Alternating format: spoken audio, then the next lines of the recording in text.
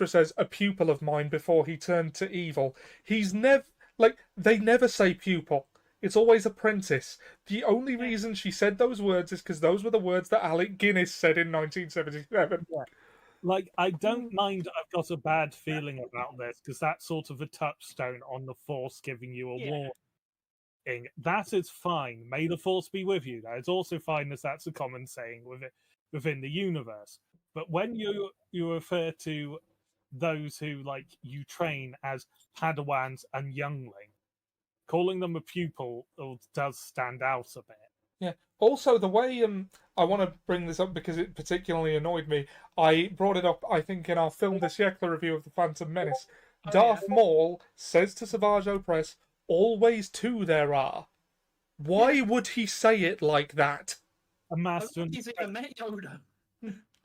Yeah, no, it's self-referential.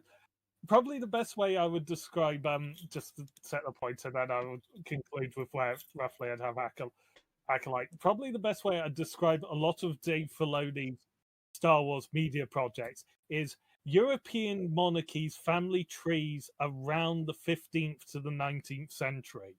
They're all, especially Spain's, they're all fucking inbred. They're all related to each other anyway, and they're trying to make it even more inbred. And because it's just sort of like you need to watch all of them to understand any of them. Now, and I mostly like what Dave Filoni does, but that aspect of it does annoy me. Yeah.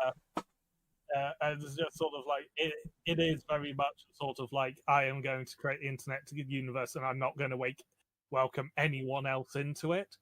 Whereas Acolyte did actually have non-fans in the writing room to make sure it was accessible. Some people get someone for that, but I actually really liked that.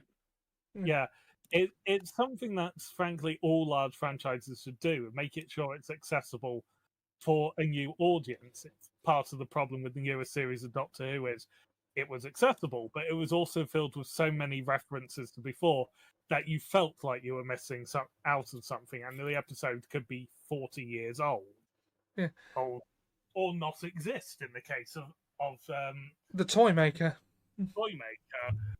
But to go back to Acolyte and where I'd rate it, I would probably definitely top half, possibly